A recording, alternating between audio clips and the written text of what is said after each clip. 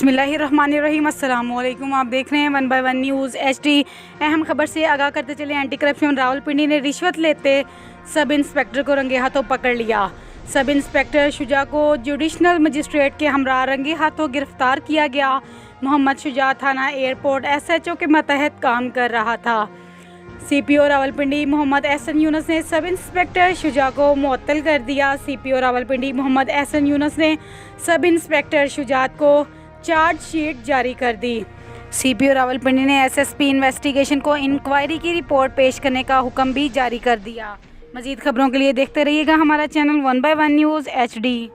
ताज़ा तरीन अपलोड्स की नोटिफिकेशन हासिल करने के लिए हमारे चैनल को सब्सक्राइब करें और साथ में दिए गए घंटी के निशान को दबाना ना भूलें।